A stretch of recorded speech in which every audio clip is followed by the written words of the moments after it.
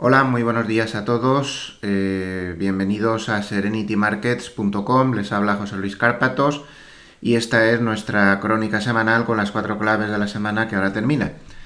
Hoy es sábado 14 de septiembre y empezamos prontito a las 7:56. A quien madruga, Dios le ayuda.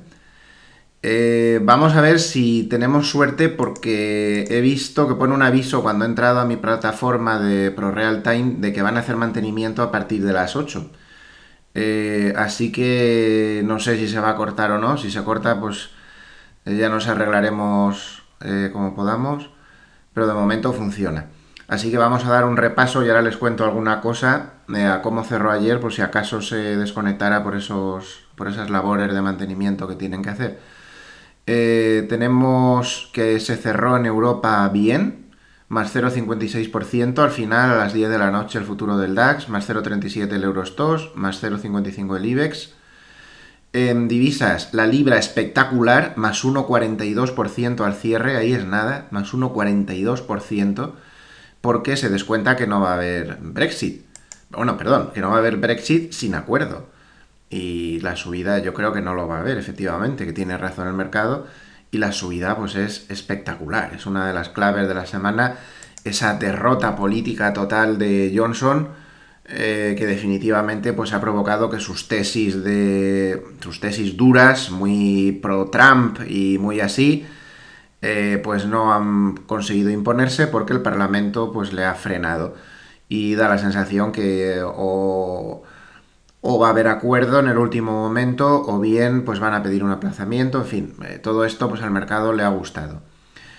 El euro también ha mejorado mucho, ahora luego comentaremos por qué, mucho que contar.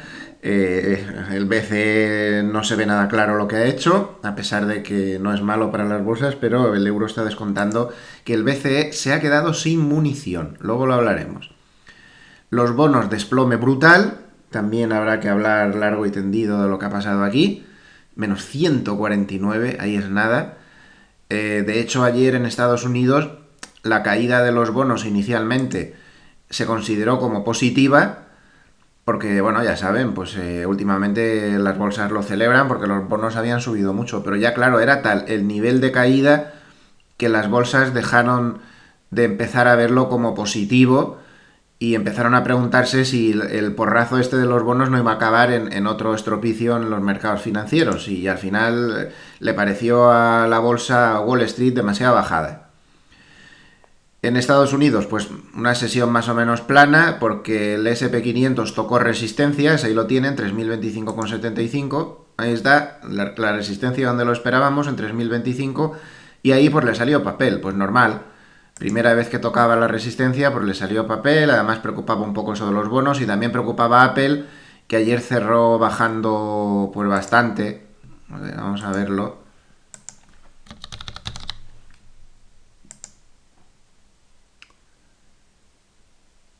Pues al final remontó y cerró bajando menos 1,95%, pero llegó a estar en muchos momentos de la sesión con bajadas de más del 3%, debido a una muy fuerte bajada de recomendación, mejor dicho, de precio objetivo por parte de Goldman, que le bajó el precio objetivo a no sé si fue, no sé, un 25% por debajo de donde estaba o algo así, a una bajada realmente severa. Y también en las tecnológicas influyó los malos resultados de Broadcom. Bueno, total que al final menos 0,17. El oro menos 0,52. El oro ha pasado una semana luchando por no perder los 1500 y ha formado ahí un mini soporte secundario en 1493. Da la sensación que si lo pierde cae el 1500 y ojo porque se puede dar un batacazo de los buenos. Pero de momento no. Y el petróleo, aunque con los pelos. Y el petróleo, pues nada, no ha podido. No ha podido con la media 200, no tiene fuerza. Llegar a los 60 parece que es lo máximo que se puede conseguir.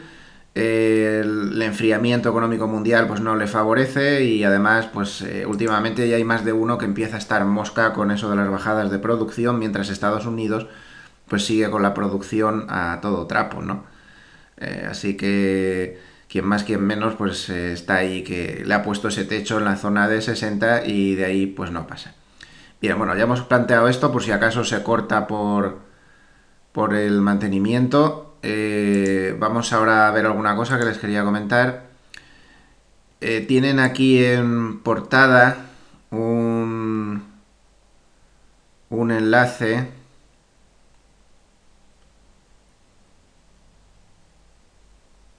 Si aparece.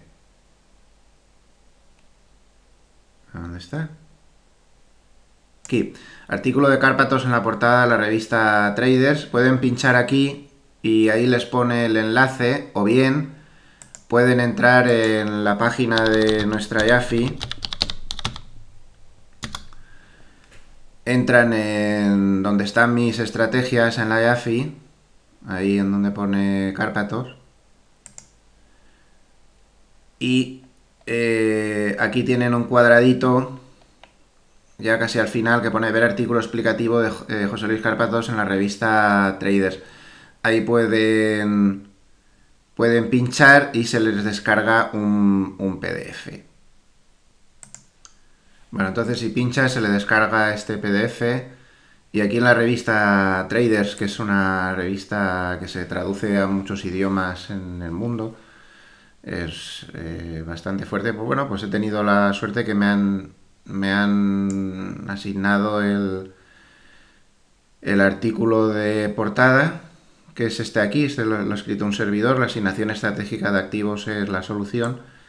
Y bueno, pues aquí tienen, es un artículo de 4 páginas, que lo interesante es que aquí pues cuento un poco cómo hacemos lo que vamos a hacer en la SICAF que estamos preparando. Es bastante largo y ahí pues cuento un poco cómo lo hacemos y exactamente cómo es la estrategia. De hecho, digo una de las estrategias, es interesante para que lo puedan saber. De hecho, esta estrategia la podrían hacer ustedes directamente. Esta en concreto es más complicado lo que hacemos, pero con esto solo ya tendrían para hacer cosas. Y bueno, pues que ahí está por si acaso les pudiera interesar. Nosotros seguimos intentando buscar más gente. Basta con que pinchen aquí en el chat, ponen ahí su nombre y más o menos qué cantidad les podría interesar. Vamos por unos 5 millones y cuanto más alto lleguemos mejor, porque así podemos apretar mucho más con las comisiones a los bancos y todas estas historias. Eh, por supuesto, esto sería sin ningún compromiso. Ya cuando lo tengamos todo montado, pues entonces ya escribiríamos oficialmente y ya se vería esto cómo funciona.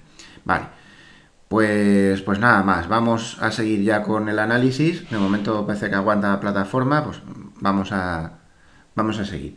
Empezamos con las claves 4,5, porque ahí la tira hoy. Hoy hay muchísimo contenido, así que vamos allá. Ante todo, ¿cómo ha quedado la semana? La semana, bien. El SP500 ha subido 0,95, el Dow Jones ha subido 1,56% y el Nasdaq pues ha subido 0,91%. O sea que una semana buena para la bolsa, con unas tendencias alcistas de largo plazo, pues muy importante, que luego veremos. Porque una de las claves de la semana es el aspecto técnico y luego lo estudiaremos.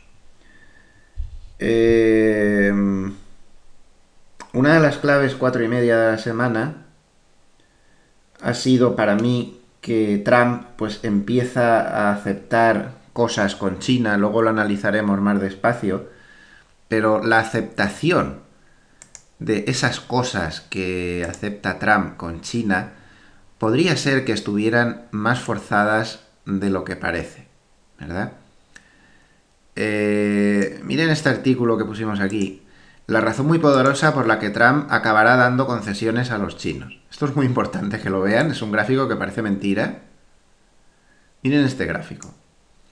En este gráfico aparece todos los presidentes que se han presentado a reelección. Es decir, ya saben que en Estados Unidos el mandato está limitado a 2 mandatos, 8 años, 2 mandatos de 4 años, y solo ya no se pueden presentar a más.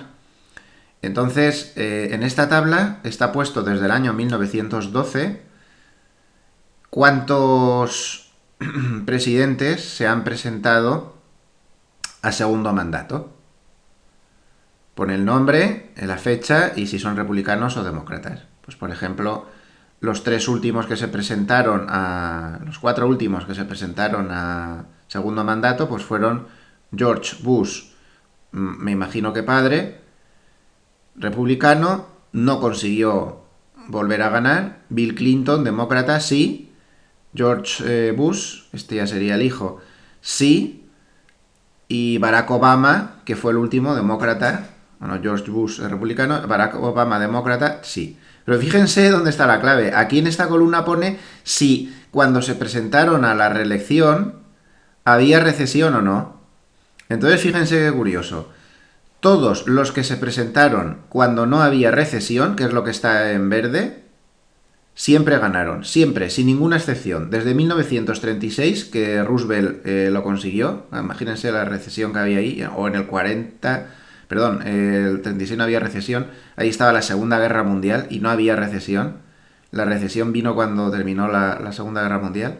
Curioso, esto lo hemos analizado muchas veces. Esto en el máster me gusta mucho contarles esta historia a los alumnos, qué pasó ahí exactamente. Bueno, entonces, cuando no hay recesión siempre llegan a renovar.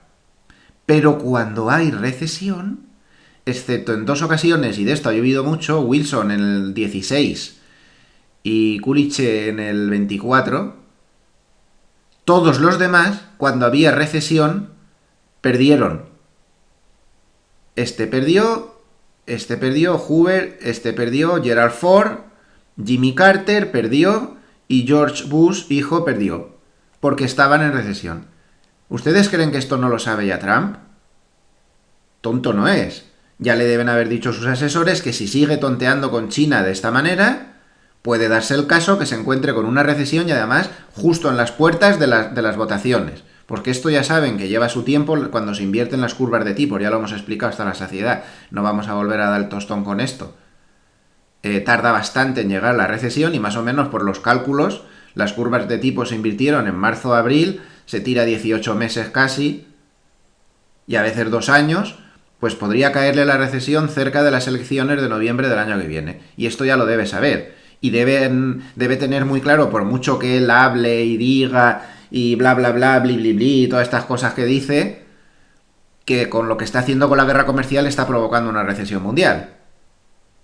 Claro, él es muy populista y te cuenta unas películas y unas historias y American First y no sé qué y tal, toda la historia. Pero ni American First ni historias. Al final la realidad es esta. Ya, les aconsejo que se lean este artículo que está en portada también. Trump necesita absolutamente las compras de soja chinas, mucho más de lo que reconoce. El mini acuerdo tiene muchas posibilidades de salir. Y aquí lo que se cuenta es,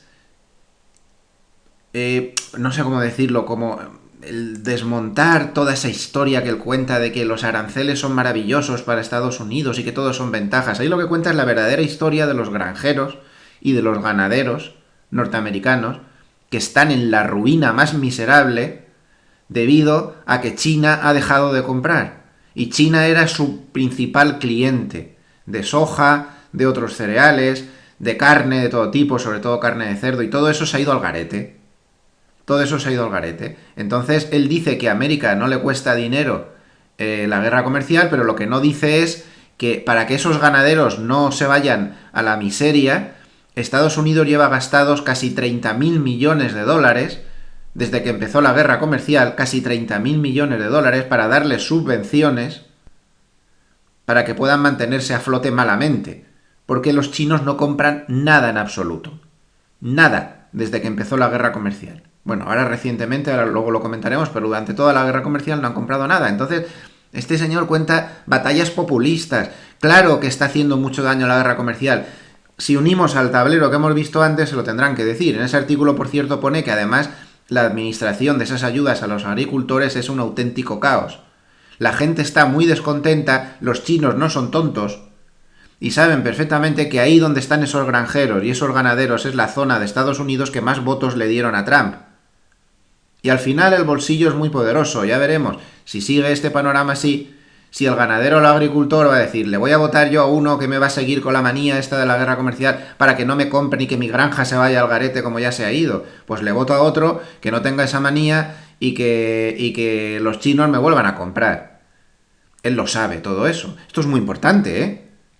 Porque si fuera como él dice, que Estados Unidos no tiene riesgo alguno, que todo es una maravilla con la guerra comercial, que está en una posición de fuerza, no está en una posición de fuerza. A lo mejor están los dos en ninguna posición de fuerza, porque los chinos también andan, mira, a mí no me toques, con un debilitamiento económico tremendo, y como sigan subiéndose los aranceles los unos a los otros, pues las cosas se van a poner mal. Esta sería un poco una clave 4,5.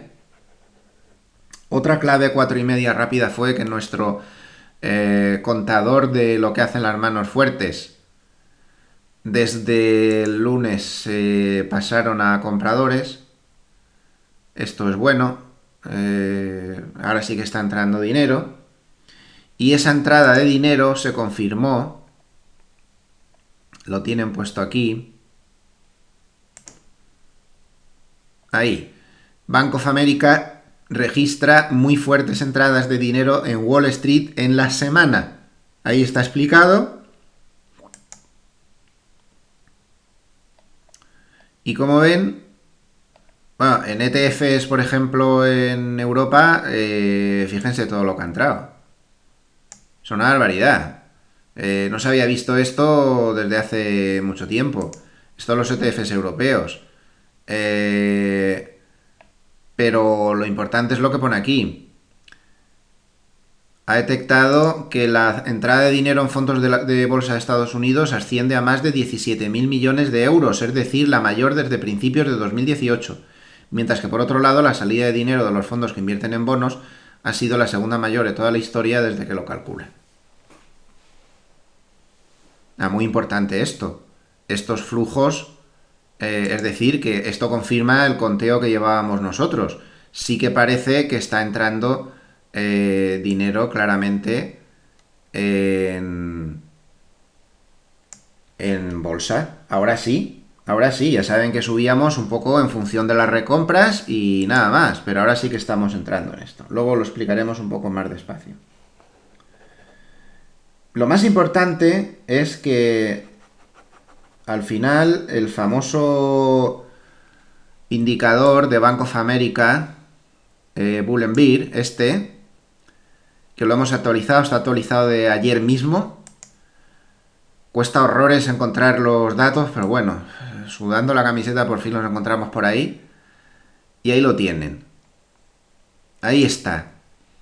Este es el indicador Bull and Bear actualizado. Como ven, ha subido en la semana de 0,6 que estaba la semana anterior a 0,7, es decir, poquísimo, muy poquito, muy poquito. Con lo cual sigue totalmente dentro de la zona de sobrecompra, no, de compra. Jo, el acierto ha sido tremendo, es que dieron la señal como por ahí.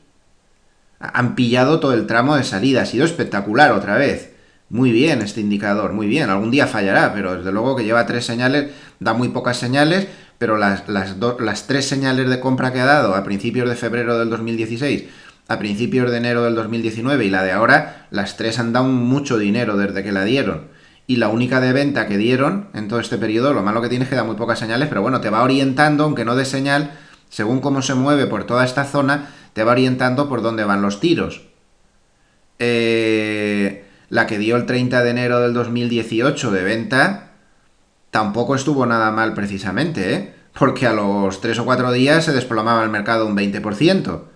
Es muy bueno este indicador. Entonces, es curioso, pero a pesar de esa fuerte entrada de dinero, solo ha subido de 0,6 a 0,7, con lo cual, increíble, pero estamos en máximos históricos y sigue en zona de señal de compra. Y por mucho, porque la señal de compra llega hasta 2. O sea que muy bien. Cuando conseguí la imagen esta, cuesta una barbaridad, como digo, encontrarla, tuve la suerte que aparecía esta otra tabla al lado, que nos viene muy bien, porque hay mucha gente que me pregunta, ¿y este indicador de qué se compone? Pues lo tienen ahí. Tiene estos subcomponentes. El posicionamiento de los hedge funds, una serie de factores técnicos del mercado de crédito y de los valores, los flujos de bolsa, los flujos de bonos, y esto no sé lo que es. Eso de LEO posicionamiento, la verdad es que no sé qué es LEO. Pero bueno, tiene todos estos indicadores. Mucha gente cree que se basa exclusivamente en el flujo de entrada y salida de bolsa y de bonos, pero como ven no es así. Es bastante más complejo. Y aquí tienen cada subindicador lo que les está marcando. Bajista, bajista, no sé qué será V bajista, pues no sé, bajista, bajista, neutral, bajista. Entonces, esto sacan un promedio y les da ese menos 0, perdón, ese 0,7. Muy importante esto, porque con el grado de acierto que tiene, sigue marcando señal de compra. Aún no ha dicho, bueno, ya está, di señal de compra, tampoco digo que vendas, pero ya no, a estos niveles no es interesante comprar. Curiosamente sigue dentro del nivel que dice que sí que es interesante comprar. Me ha parecido interesante y sobre todo la suerte de que he pillado esta imagen en la que se ve un poco el desglose, porque jolines, esto, como eres cliente de ellos o no hay forma humana de encontrar esto. Pero bueno, como ven, nos vamos buscando la vida y cada semana lo vamos encontrando y nos puede ir sirviendo pues un poco de guía, que a mí me parece pues un buen indicador, ¿no? Más claves 4,5. Ya vamos terminando. Vencimiento de derivados la semana que viene. Queridos escuchantes, como me encanta oír en la radio, estoy pensando en hacer una radio. Yo no sé eso si estaría bien o qué. Igual estoy un poco yo pasado de rosca, pero estoy pensando en hacer una mini radio, a la cual me conecte a veces. Incluso les podría contar datos en directo y cosas así, conectarme a ratos y poner programas grabados, no sé, igual estoy diciendo una tontería, pero desde que me han regalado este super micro profesional, a mí es que me gusta muchísimo la radio, he hecho mucha radio, los que sean veteranos y me lean desde hace muchos años se acordarán, hice con Pilar García de la Granja durante mucho tiempo un programa en radio, primero estuvimos en Expansión, que entonces tenía una televisión, y luego también he hecho bastante radio también con Intereconomía, algo hacía algún tiempo ya que no colaboro con ellos porque no tengo tiempo, francamente es que no tengo tiempo. Y bueno, he salido en muchos otros programas de radio y siempre me ha gustado muchísimo. Le estoy dando vueltas. Tener ahí algunos podcasts y algunas cosas en directo, incluso informar del mercado en directo. Tengo que ver eso cómo se haría y cómo no se haría. No tengo mucha idea, pero me imagino que habrá tecnología suficiente para hacer todo. Igual les estoy contando una chorrada, pero que no sirve para nada y nadie lo escucha, pero no sé, me lo estoy pensando, ¿eh? Me lo estoy pensando seriamente. Me apetece mucho en esta etapa de mi vida que estoy ya un poco como de vuelta de todo, ¿no? Un poco buscando hacer las cosas que me gusten y descargarme de otras, que sean más pesadas. Bueno, vencimiento de derivados, ojo. Vencimiento de derivados, ojo, ojo, ojo. Les aconsejo que vean este artículo que escribí personalmente, la pauta estacional de manipulación alcista de los vencimientos de derivados, y la semana que viene tenemos uno. Ojo, ojo, ojo, miren este gráfico que lo dice todo. Luego lo ven con calma, pero en este gráfico Seasonax, que es una casa buenísima alemana de pautas estacionales y que si les gustan las pautas estacionales y quieren tener por una cuota mensual pues una herramienta que les calcula todo tipo de pautas estacionales, es espectacular. Esta casa es buenísima. Bueno, pues han calculado cómo se mueve el SP500 los 15 días antes de un vencimiento trimestral, como es el que tenemos el viernes, y cómo se mueve pues 15 días después, basado en todos los vencimientos trimestrales, que han sido 59 desde el año 2004 hasta la fecha. O sea, hasta el de junio, que fue el último de este año. Bueno, atención a la pauta, que muchos de ustedes seguro que ya la habían, queridos escuchantes, seguro que ya la habían visto. El que lleve años en el mercado ya se da cuenta de esto. La inmensa mayoría de las veces, faltando 8 o 9 días, el mercado se manipula violentamente al alza. Y luego, cuando pasan 2 o 3 días, el mercado se cae porque es que ya se le pierde el soporte artificial de apoyo al vencimiento, porque se suele manipular los vencimientos al alza desde 9 días antes. Bueno, luego lo pueden ver aquí con más datos y con mucho más predicamento, pero claro, después de ver este gráfico, ponemos el SP500. Uy, ¿no estaremos en la manipulación del vencimiento? Pues muy posiblemente. Es que fíjense, es que es clavado el gráfico. Uy, uy, uy. Que puede que estemos en la manipulación del vencimiento ya. Si esto se tiene que caer, no parece que, salvo que aparezca una noticia por ahí torcida y todas estas cosas que nunca se saben en estos tiempos, claro, y con los tweets de Trump y todas estas cosas. Pero podría ser que hasta el día 20 esto siga tirando para arriba bien, ¿eh? Porque ya ven cómo se manipulan los vencimientos al alza. Y si tenemos que frenar y tenemos que corregir en algún momento en el mes, pues a lo mejor ese momento viene después del viernes que viene.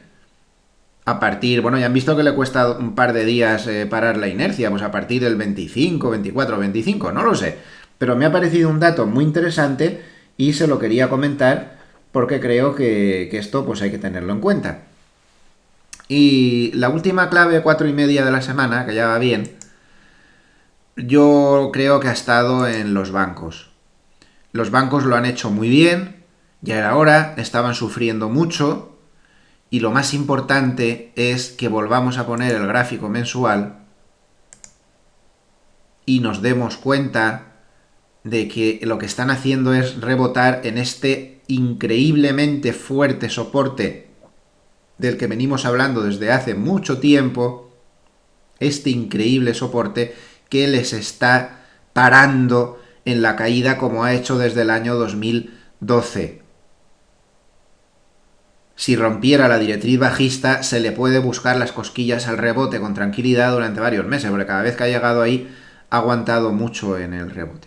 Bueno, esto es importante. La mejora de los bancos que ha ayudado mucho pues al deprimido IBEX.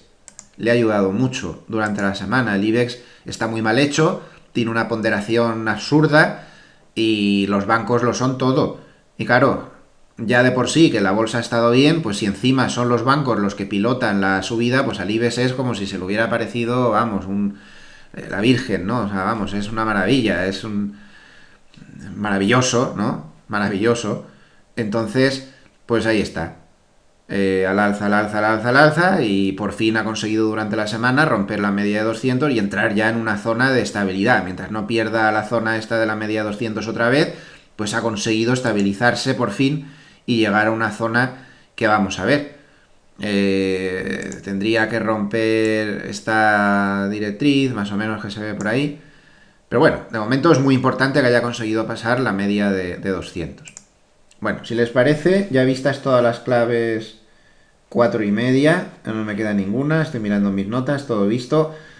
Vamos a entrar en las 4 claves de la semana oficiales. Primera clave de la semana, Mario Draghi. Mario Draghi. Le llaman en Alemania el conde Dráguila. El conde Dráguila. Miren, lo tienen aquí en un artículo de portada. La prensa alemana dice que Draghi es el vampiro conde Dráguila. Bueno, y le pintan en las portadas, pues le pintan como si fuera un vampiro, con una capa y con unos colmillos. En fin, a Draghi le queda un mes. Y no sé si conocen ustedes ese dicho que para lo que me queda de estar en el convento, pues eso, dentro. Y Draghi mucho me temo que ha hecho eso. Draghi lleva bastantes años soportando la presión de los halcones. Los halcones del BCE, miren, en la vida nunca es bueno ni el blanco ni el negro. Lo normal es el gris. Ni es bueno los despilfarradores que tenemos en algunos países del sur. Son los despilfarradores. Y que nunca miran nada y que todo es política de cortoplacismo en muchos casos. Ni tampoco es bueno el talibanismo de ortodoxia financiera que tienen algunos en los países del norte. Hay gente moderada, afortunadamente también. Entonces, claro, oír ayer a Not, del Banco Central de Holanda, con todos los respetos, que parecía que se había levantado fumado, que diga que está en contra de la QE, es absolutamente respetable y defendible, porque cada uno tiene su opinión y con sus argumentos, pues la puede defender. Nosotros no estamos ni a favor ni en contra de la QE, no nos manifestamos, nos limitamos a analizar los hechos. Pero lo que no puede hacer Not es argumentar que está en contra de la QE porque la economía de la zona euro va muy bien y no necesita ningún estímulo. A ver, No necesita ningún estímulo, no dijo. Dijo, y está a pleno rendimiento. Por Dios, que el gobernador de un banco central de la zona euro diga que la economía de la zona euro está muy bien y que está a pleno rendimiento, es como decir, yo lo que soy es un talibán de ir en contra de todo siempre y lo digo y ya está. Entonces, esa postura no se puede defender. Si quieres estar en contra de la QE, que nosotros insistimos, no sabemos muy bien si estamos a favor o en contra. Francamente pensamos que no va a servir de nada y que hay una pelota de deuda que no es muy buena. Casi estamos más en contra que a favor, pero no es el caso. ¿Qué más da? ¿Cómo esté yo? Da lo mismo. Lo que importa es lo que piensa el mercado. Claro, que un tipo te salga diciéndote eso, Alemania en recesión, Italia medio en recesión también, todos los indicadores cayéndose, y va el tipo y dice que no quiere la QE por esto. Que no quieras la QE por lo que vamos a alegar ahora nosotros, de acuerdo. Pero no por eso. Lo que no puedes es dar argumentos absurdos que te muestran pues que estás empecinado en ir en contra. Y a Draghi lleva sufriendo esto años. Imagínense lo que tiene que ser ir a cada consejo con unos tipos sentados enfrente que le dicen a todo que no. Hay que bajar los tipos de interés. No. Hay que hacer no sé qué. No. Pero si está el Bundesbank en Alemania que dice que no hay que tomar ninguna medida y están en recesión. O sea, es que, bueno, es su forma de ser y todo es aceptable. A lo mejor son ellos los que tienen razón, pero no me digas que la economía va muy bien. Eso sí que no es aceptable. Parece que vaya fumado. O sea, esto no es serio. Entonces, bueno, pues hay un guirigay ahí dentro del BCE que mucho me temo que Draghi les ha hecho la última faenita y ahí os quedáis con esa frasecita de la QE será ilimitada, cuando sabe perfectamente que no puede ser ilimitada. Lo sabe perfectamente. Y esto ata las manos a Christine Lagarde. Le ata las manos. Le ata las manos. La QE no puede ser ilimitada y les voy a decir por qué. Y es muy fácil de entender. Las compras de bonos por parte del BCE tienen un límite, el 30% de la deuda de cada país. Bueno, pues si se va comprando deuda al ritmo que él dijo, 20.000 millones de euros al mes, que quedó por debajo de las previsiones, por cierto, porque se esperaba entre 30 y 40.000 millones, en 9 meses ya habrá llegado al límite de ese 30% máximo que tiene, en 9 meses. Con lo cual de ilimitada nada. De ilimitada nada. Ni de coña. Él dijo una frase que, bueno, aún me estoy riendo, dijo, porque los periodistas en la rueda de prensa le preguntaron, ¿pero esto han estado de acuerdo los halcones y tal? Y dijo, ha habido suficiente consenso como para que no fuera necesario votar. Él tenía en contra un tercio del consejo, que es muchísimo, nunca se había dado eso en el BCE, ¿eh? Tener tantos en contra en una decisión. Un tercio estaba en contra, claro, ya vieron que como 2 tercios estaban a favor no hacía falta votar, pero eso no quiere decir que la disensión interna que hay, además ayer Weidmann del Bundesbank, premio limón al tío más antipático.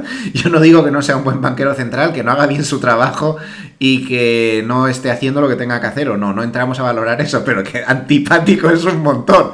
O sea, precisamente no es la alegría de la huerta. Bueno, Weidmann se puso hecho un basilisco, Not se puso hecho un basilisco, el de Austria salió también diciendo sapos y culebras contra Draghi.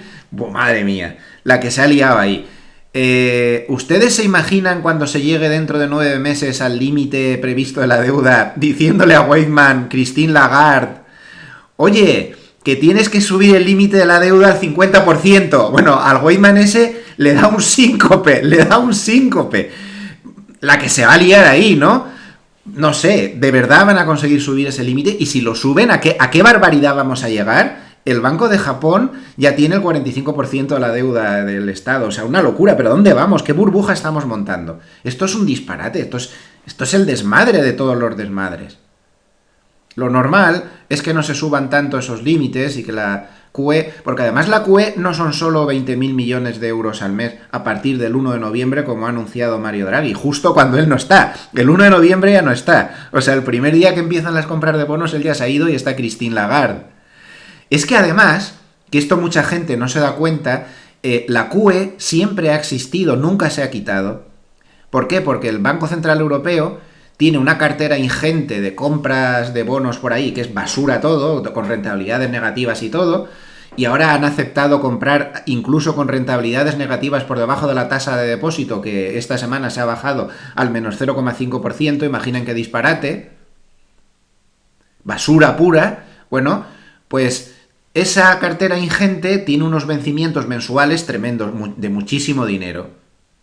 No sabría ahora precisarles, pero puede que más de 10.000 millones de euros al mes, ¿eh? Puede que más, no sé, estoy diciendo una cifra que puedo equivocarme un poco. Esos vencimientos, el BCE los recompra en deuda nueva, no los amortiza y va bajando el balance, no, vuelve a comprar deuda, es decir, que no son solo 20.000, es bastante más. Por eso, si contamos los vencimientos, en 9 meses se acabó y ya no hay plazo. O sea que eso de ilimitada y hasta las ranas críen pelo, que fue lo que la bolsa consideró como muy positivamente, sobre todo, claro, los alemanes, los otros, fíjense qué verticalidad en la subida de la bolsa alemana, espectacular, normal. Encima te van a meter todo eso, pero claro, esto tiene un límite y no sabemos hasta dónde lo van a poder aguantar.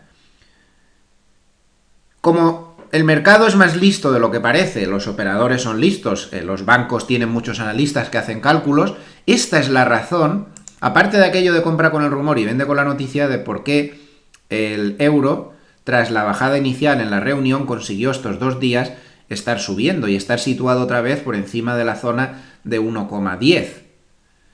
Importante. El euro no tiene ganas de bajar. Yo creo que ya ha bajado todo lo que tenía que bajar, se lo digo en serio. Yo veo muy difícil que el euro baje mucho más. Lo veo muy difícil. Yo ya aquí para trading empezaría a pensar en compras en las caídas, más que otra cosa. Ahora ya lo que se está descontando en este mercado es que el BCE, y ahora viene la frase importante, ha agotado la munición. Ese es el tema. Ese es el tema que ha hecho subir al euro y ese es el tema que, entre otras cosas, ha favorecido el batacazo monumental del boom, que primero subió 125 puntos tras la decisión del Banco Central Europeo y luego se cayó, no sé, 200 más. Porque se le ha agotado la munición, porque ya no puede hacer mucho más. ¿Qué más van a hacer ya? De QE no se puede subir más.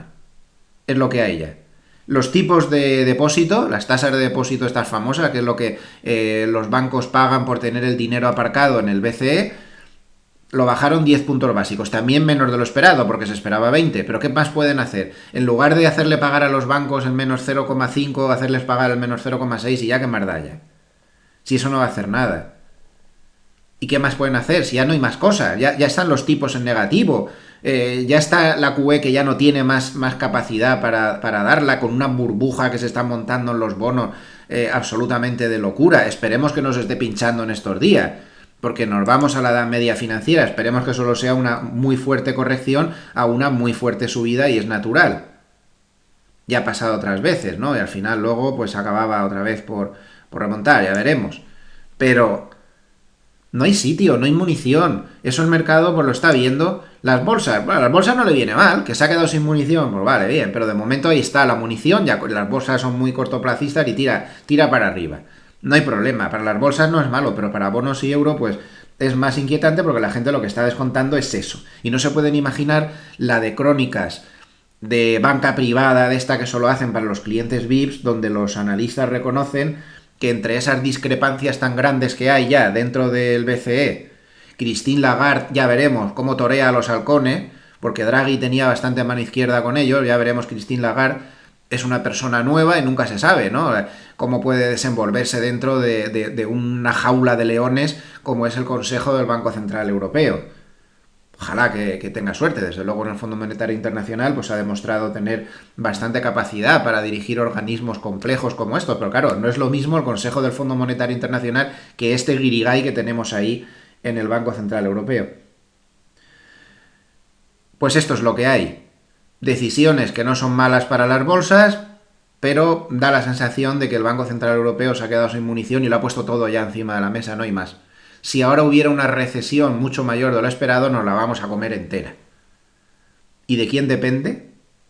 De nuestro amigo Donald Trump. Clave número 2 de la semana. El BCE ya ha hecho todo lo que podía hacer. Bueno, podría haber hecho más según algunos. Bueno, el caso es que ha puesto encima de la mesa el PAC. Bajo previsiones, bajo las tasas de depósito, pongo una nueva QE, ha dado una serie de facilidades para los bancos con los TLTROs, que no están mal las condiciones, y además ha eximido algunos tramos de los depósitos que tienen los bancos de la tasa esa de depósito para intentar aliviarles. Por eso los bancos se lo han tomado también, porque las medidas que se tomaron sí que fueron favorables para los bancos. Ese alivio en la tasa de depósito, los TLTROs, que son préstamos a largo plazo, a muy bajo tipo de interés para los bancos, y todo eso. Claro, lo que muchos dicen, y no les falta razones, ya con este BCE que, que ha puesto todo encima de la mesa, ¿esto qué es? ¿Una barra libre para que los países despilfarradores, como el nuestro, que es el despilfarrador número uno, gasten sin preocupar de dónde va a salir el dinero? Que esa es la especialidad española, especialidad italiana y de otros sitios. Pues sí, pues sí. Lo que está pasando es eso, que el BCE se lo pone en bandeja para que despilfarren más y que no hagan reformas estructurales. Claro, el BCE dijo, Draghi lo dijo y muchos otros miembros ayer lo dijeron. Lo ha dicho mucha gente del BCE. Por favor, o los países toman, por un lado, los que están gastando más de la cuenta, reformas estructurales, o los que están gastando menos de la cuenta como Alemania, que ayer dio el superávit por cuenta corriente más alto del mundo, lo cual también parece una exageración. O sea, Alemania tiene más superávit por cuenta corriente que China, cuando la economía china en cifras pues es bastante más grande, ¿no?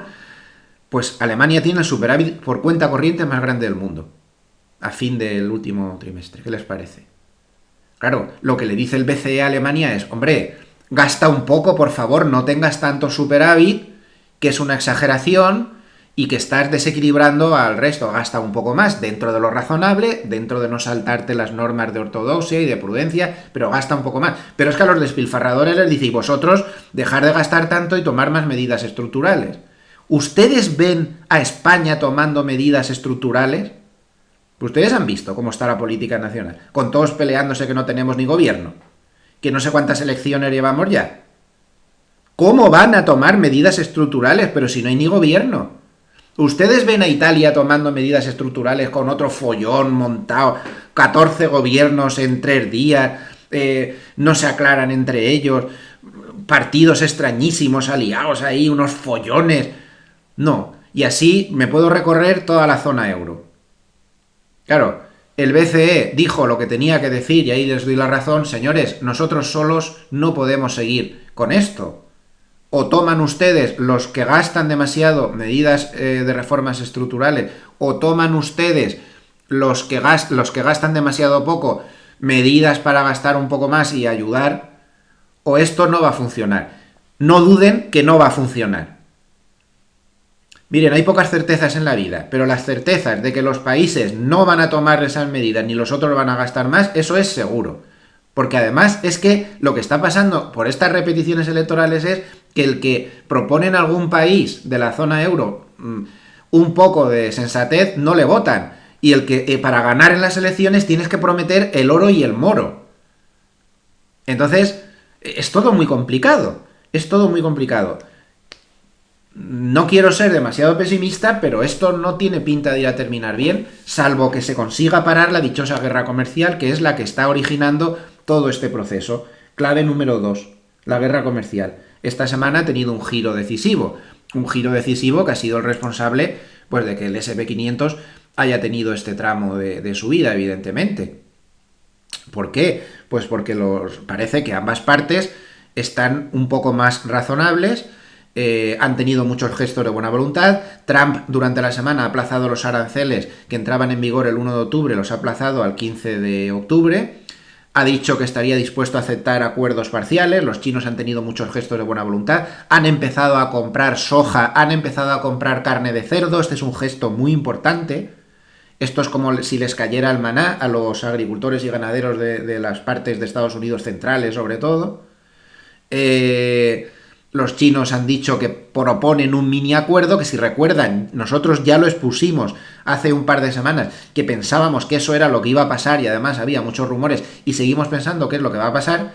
Y en ese mini acuerdo, ya que un acuerdo completo es absolutamente imposible, porque las posturas encontradas son demasiado encontradas, Pero un mini acuerdo sí es posible. Lo que se ha rumoreado durante la semana y que Trump no lo ha desmentido, aunque hubo un desmentido parcial, pero bueno, no lo han desmentido y los chinos lo han dicho claramente, es: nosotros les vamos a comprar muchos productos agrícolas y ganaderos, vamos a ayudar al granero de votos de Trump, y a cambio Trump flexibiliza la postura con los aranceles. Pues por ejemplo quita los de diciembre o los aplaza o alguna cosa de estas. Creemos que eso es muy posible y si eso se lleva a cabo podríamos tener un fin de año tranquilo. Bank of America, con ese indicador que hemos visto antes, dice que ellos son partidarios de estar comprando todo lo que queda de año y cerrarlo todo en cuanto empiece el año que viene. Eso dice el Bank of America. ¿Por qué lo dice? Porque ahora viene la segunda parte. Hasta ahora les he dicho la parte bonita de la guerra comercial. Muy bonito, ahora estamos todos de acuerdo, y tal y cual, y bla, bla, bla. Pero el daño que ha hecho la guerra comercial no se va a quitar porque se llegue a ese mini acuerdo, por el cual se compren productos agrícolas y se aplacen los aranceles. ¿Y todos los que están puestos qué? Y los chinos comprarán unas cantidades medidas. No van a comprar como antes. No se va a restablecer el comercio. O se llega a algo más que eso, o el daño que ya ha hecho la guerra comercial lo va a seguir haciendo, por mucho que se aplacen unos pocos aranceles de diciembre y que el mercado tenga una reacción alcista muy fuerte por esto y por lo otro. Pero el daño de la guerra comercial sigue ahí. Eso es lo que dice Bank of America. Con todos estos acuerdos parciales no conseguimos nada, con lo cual ellos piensan que la recesión aparecerá el año que viene sí o sí. Y ahí lo vamos a pasar muy mal, aunque ahora tenga mejor pinta de aquí a finales de año, si se llega a ese mini acuerdo en octubre o cuando sea. Esta es la clave que yo me gustaría que transmitirles, que espero que se la haya transmitido bien. A corto plazo no está mal la situación, y con este mini acuerdo sería bueno, pero tarde o temprano nos vamos a dar cuenta que la guerra comercial sigue ahí. Otra cosa es que sí que se llegara a un acuerdo, que parece realmente muy difícil, o que ese mini acuerdo fuera un más que mini acuerdo, que fuera un medio acuerdo. Ahí está la clave. Y de eso va a depender lo que pase, no solo en la bolsa, sino que en la economía y en nuestro bolsillo. Así que me parece muy importante, no solo para el que está invirtiendo en bolsa, o en forex, o en bonos, o en lo que sea, sino para todo el mundo. Tercera clave de la semana: la gran rotación. La gran rotación que hemos tenido ha sido espectacular.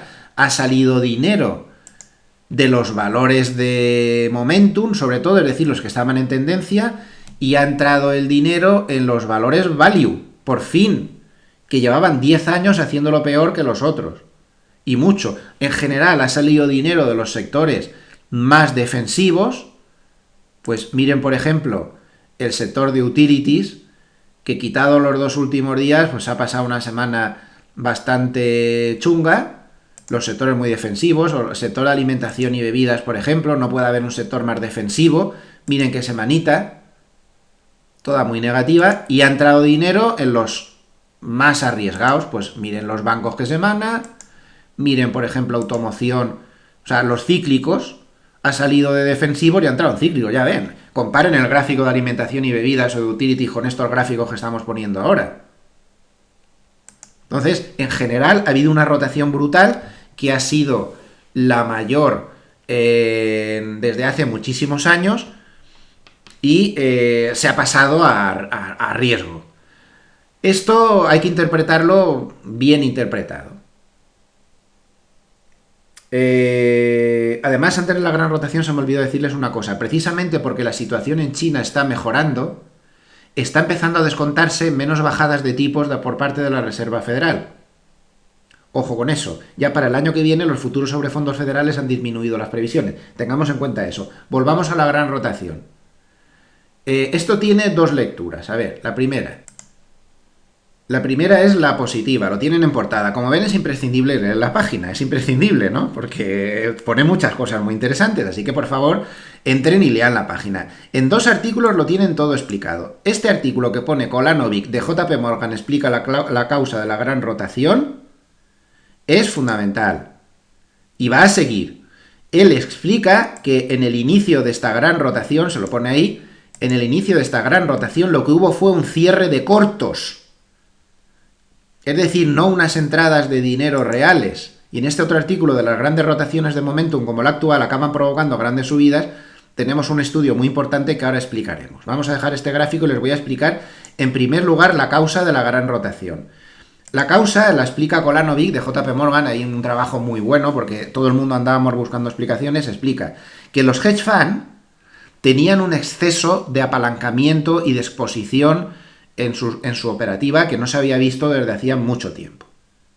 Y tenían que bajar exposición. No voy a entrar en detalles porque es un poco complejo técnicamente explicarlo, pero la mejor manera que había para bajar la exposición era cerrar cortos, porque había demasiados cortos. La mayoría de hedge funds hacen posiciones long short. Otros no, pero muchos sí. Bueno, total, que había mucho corto en el sistema. Entonces empezaron a cerrar cortos para bajar la exposición, el apalancamiento y demás. ¿Dónde estaban los cortos? Pues hombre, lógicamente los cortos estaban en los sectores que peor lo habían hecho. Pues todos esos que hemos visto que ahora han subido tanto. En los bancos, en la automoción, en value, ahí estaba todo el mundo corto, porque corto en value y largo en momentum. Porque es que esto estaba funcionando desde hace 10 años. Claro, al cerrar los cortos, se provoca una subida de los sectores que peor lo han hecho. Eso es lo que ha pasado durante la semana. Por ejemplo, el lunes podíamos dividir el SP500 en 10 grupos, y si cogíamos el grupo de las 50 acciones que más habían bajado en el año, subieron una brutalidad. Y sin embargo, si cogíamos el grupo de las 50 acciones del SP500 que más habían subido en el año, bajaban una brutalidad. ¿Por qué? Pues porque los hedge funds estaban cerrando los cortos en las que peor lo habían hecho en el año, lógicamente. Eso provocaba que subieran esos sectores falsamente, pareciendo que entraba dinero real, pero no entraba. Lo que estaba pasando es que entraban compras por cierre de cortos y compensaban la posición que estaban tomando, vendiendo las compras que estaban haciendo para cerrar cortos, vendiendo posiciones de sectores que habían ganado mucho durante el año. Entonces, un cuadre de posiciones provocó un movimiento falso de dinero, entrando dinero en riesgo y saliendo dinero del poco... Perdón, al revés. Eso sí, entrando dinero en los valores de riesgo y saliendo el dinero de los de poco riesgo, que eran los que mejor lo habían hecho.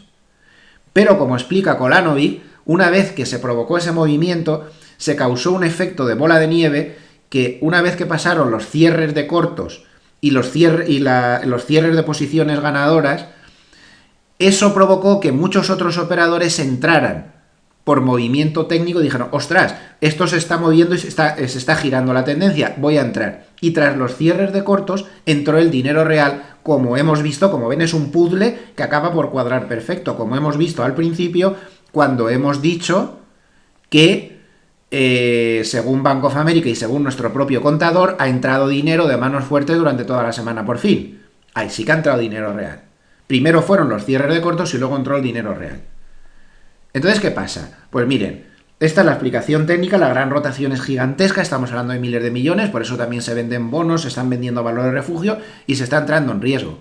Hombre, por intuición, muy malo eso no es, ¿no? Que ya esté entrando dinero real tras los cierres de cortos y ajustes de posiciones en posiciones más arriesgadas. Por eso Bank of America dice, no, yo voy a esperar hasta finales de año y ya vendrá el batacazo el año que viene cuando venga la recesión. Pero lo importante es que pensemos, ¿y luego qué pasa? ¿Y luego qué pasa? Pues lo que pasa luego lo tenemos clarísimo aquí. Ahí tienen en este gráfico explicado lo que va a pasar. Bueno, lo que va a pasar. En mercado nunca se puede decir lo que va a pasar. Lo que probablemente pase, que sería 2 puntos. Pues lo que se ve en este estudio que hizo Reuters es que cada vez que hay un reajuste, una rotación de este tipo, donde se desploman los valores de momentum, que es la línea naranja, como ven ha pasado ya en muchas ocasiones, fíjense lo que pasa a continuación con el SP500, que es la línea morada. Tras la gran rotación donde se liquidan los valores de momentum y en general se pasa a valores de riesgo, el SP500 aquí subió con mucha violencia. Aquí en esta otra gran rotación el SP500 subió con mucha violencia, en esta gran rotación el SP500 subió con mucha violencia y ahora tenemos aquí otra gran rotación y claro, lo normal sería que pasara eso, porque claro, nunca se sabe, esta vez puede fallar. En el estudio que hizo Reuters salía que desde 1999 había habido 11 casos de desplomes muy rápidos de este tipo de valores, es decir, de grandes rotaciones de ese tipo de valores, y el movimiento promedio fue de 7 días, o sea, es decir, la gran rotación se lleva a cabo en 7 días, con lo cual ya deberíamos haber terminado esta semana, y al cabo de un mes el SP500 había subido un 2,4% después de terminar la rotación. Al cabo de un mes. Pero claro, al cabo de muchos meses había subido muchísimo más, ¿eh? Como vemos, estas grandes rotaciones marcaron movimientos muy poderosos al alza.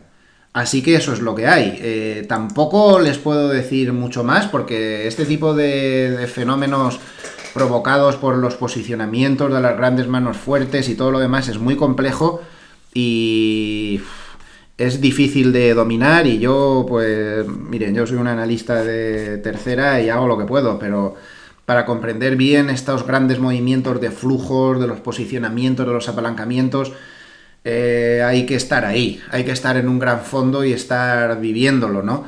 Y no es tan fácil, pero bueno, más o menos yo creo que al menos se lo he conseguido explicar de una manera que se pueda entender, que todos entendamos un poquito de lo que ha pasado ahí. Bien, así que si les parece, pues vamos ya con la cuarta y última clave de la semana, que es el aspecto técnico. Desde un punto de vista técnico, el SP500 en la subida se ha encontrado ya con la primera resistencia importante, que es la de 3025, que es muy importante. Hombre, es que son máximos históricos y es donde se paró la última vez, pero la verdadera resistencia para las manos fuertes es esta. Recuerden que ellos se fijan en la proyección de esta línea que va uniendo los máximos sucesivos anteriores, que viene desde más atrás, ya viene de estos picos máximos de aquí, y ellos están poniendo como tope en 3060 y tantos. Si llegamos ahí, le va a salir un papelón de miedo. Ya va bien, ¿eh? Ya va bien, y la subida sería bastante seria. Sería una subida muy poderosa. Pero fácil no va a ser pasar de ahí. Puede ser, pero ahí es donde vamos a tener las mayores dificultades. La tendencia es muy alcista, pero muy acelerada. Alguna corrección tendrá que haber en algún momento. Habría que echar retrocesos de Fibonacci, de todo el tramo último de subida, pues ir mirando a ver dónde podría pararse, ¿no? Voy a quitarlo porque lo único que hace es emporcar el gráfico y que no se vea nada. Por debajo, pues soporte muy fuerte en esta zona de 2940, 2947, mientras no baje de ahí, pues no pasa nada. Y en Europa, pues durante la semana tuvimos la buena noticia que el hombro cabeza hombro invertido que hemos estado siguiendo desde hace mucho tiempo es una señal técnica perfecta. Fue también un poco suerte, ¿no? Porque no se ve señales técnicas tan perfectas como esta. La verdad es que ha sido una maravilla y muchos lectores han escrito que la siguieron y que les ha ido muy bien, lo cual me da muchísima alegría. Dio el hombro cabeza hombro invertido, hizo pullback, rompió, hizo pullback exactamente hasta la línea clavicular, y ya en la ruptura de máximos fue donde se confirmó la señal, un poco por encima de 12.000, y el objetivo teórico era de 400 puntos de proyección más o menos, con lo cual nos llevaba a 12.400. Ha superado el objetivo con creces, con lo cual la figura hay que darla por cumplida. Lo que pasa es que ahora estoy viendo que la mano fuerte se está fijando mucho en este gráfico, lo he visto ya por muchos boletines de banca privada, y vamos a ver qué pasa. Se está fijando en esta resistencia del Eurostoxx 50. Ahí tiene mucho tomate, ahí tiene mucho tomate, y no parece nada fácil que lo vaya a pasar. Entonces, pues ya veremos, porque claro, es que está muy sobrecomprado, lleva subiendo desde 3.300, casi 250 puntos sin parar, es una barbaridad, lleva como un 8% de subida sin parar. Esa resistencia es clave, si consigue pasar esa resistencia nos vamos yo no sé dónde. Pero lo normal sería que se tomara un descanso, no lo sé. El caso es que ahí está la resistencia y eso es lo que está marcando la mano fuerte en rojo. Y luego, por último, tenemos que tener en cuenta otro factor técnico que no sé si lo tengo puesto en portada, porque no me caben más cosas. Como ven, es que ha sido una semana muy rica donde ha habido muchísima cosa que comentar.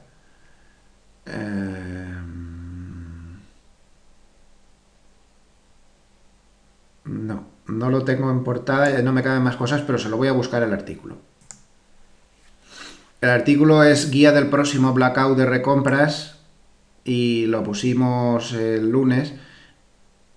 Bueno, ya les recuerdo este gráfico donde ven que las recompras son absolutamente fundamentales. Esto ya lo comentamos la semana pasada, es la línea roja esa.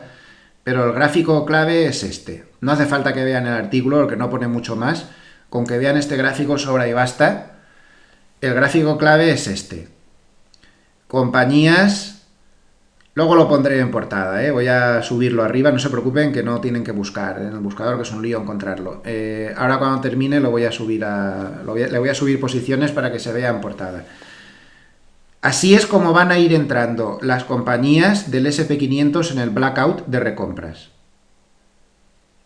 A partir del 28 de septiembre ya habrá un 45-50% de compañías en blackout, es decir, con prohibición de recompras por los resultados que van a publicar unas semanas después. A partir del 5 de octubre ya casi el 80% de compañías en blackout de recompras, ya ahí será el peor periodo entre el 5 de octubre y el 19 de octubre, y a partir de ahí, a partir del 19 de octubre, empezará a haber cada vez menos compañías que están en blackout de recompras. Entonces, teniendo en cuenta lo importantísimas que son las recompras, pues tengan en cuenta este factor, es decir, que a partir del veintitantos, la semana después del vencimiento, curiosamente, todo cuadra, ¿eh? Ahí va a empezar el blackout de recompras, cada vez habrá más compañías que no pueden recomprar y esto con toda seguridad va a repercutir en el mercado, seguro, siempre lo hace, sobre todo al principio, y luego ya pues habrá ahí unos días en los que habrá muchísimas compañías con esto prohibido y a partir de ahí pues ya se regularizará la situación. Creo que es un factor pues a tener en cuenta. Y nada más, una hora justa de rollo. Espero que haya servido pues para centrarles un poquito en, en todo este lío de mercado que tenemos y que les haya sido de utilidad. Les deseo que pasen un muy buen fin de semana y les espero como siempre pues el lunes tras la pantalla de mi ordenador. Como mucha gente ha preguntado por mi señora, pues agradecer todos los correos de ánimo. Ahí estamos esperando, la operación será el día 2, le van a extirpar el carcinoma y de momento pues el pronóstico es bueno. Habrá que darle radioterapia, lo que está previsto es 2 de octubre la operación, dejar un mes para que cicatrice todo y entonces empezar a darle un mes o 5 semanas de radioterapia en la zona donde estaba el tumor y en principio no estaría previsto darle quimioterapia. Ojalá sea así porque la quimioterapia sí que es muy devastadora, yo ya lo sé por cuando tuvo el cáncer mi hija, el linfoma de Hodgkin, y ojalá no lleguemos a eso. En principio el oncólogo cree que si todo va bien no haría falta y la radioterapia pues es mucho más llevadera, a ver si tenemos suerte. Y nada, y en la familia pues también bastante contentos porque Álvaro ha empezado la formación profesional y parece que todo va bastante mejor que en el colegio, aunque en la semana pues ha habido pocas clases por las tremendas lluvias que ha habido en Alicante. Mando un saludo muy fuerte a todas las personas de Alicante, Murcia, Valencia que han sufrido pues la devastación que ha causado esta tremenda gota fría. Lo dicho, muy buen fin de semana y nos vemos el lunes. Hasta siempre.